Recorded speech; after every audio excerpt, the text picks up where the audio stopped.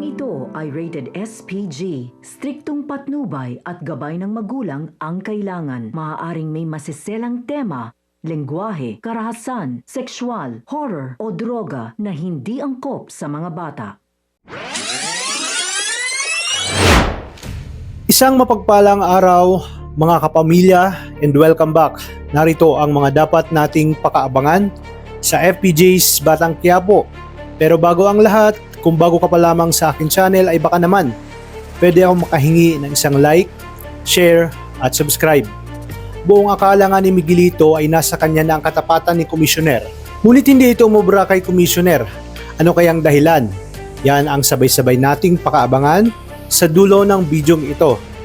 Labis ang pag-aalala ni Lola Flora at Dimples nang dalawin nila ang nakakulong na si Ponggay. Binalaan sila ni Ponggay na masyadong delikado ang sitwasyon at mainit na ang mata ng mga gerero sa kanila. Mas mapapanatag umano si Ponggay kung babalik na sila sa probinsya upang hindi na madamay pa. Sa pag-uwi naman ni Rigor ay muli nitong nilaso ng utak ni Santino at sinabi na marami sa kanyang kapulisan ang nalagas dahil sa kagagawan ng demonyong si Tanggol, na siyang dahilan kaya't biglang nagpanting ang tenga ni Santino at hindi siya makapaniwalang buhay pa nga itong si Tanggol. Agad niyang tinanong ang kanyang tatay Rigor kung nasaan si Tanggol dahil siya daw mismo ang tatapos sa demonyong ito. Sa kabilang banda, sinabi ni Tanggol kay Ben ang kanyang mga plano na pupunta siya sa City Hall dahil baka sakaling matsempohan niya dito si Miguelito. Kinakailangan na daw niyang wakasan ang kasamaan na ginagawa ni Miguelito, kaya dapat lang naharapin niya na ito. Panibagong problema na naman nga ang nabalitaan ni Miguelito dahil sa pagbalimbing ng mga councilor na dati niyang kaalyado at matapang na sumama sa rally upang ilabas ang baho ni Mayor. Kaya naman, lupasay ulit siya sa galit dahil sa sunod-sunod na kamalasan na nangyayari sa kanya.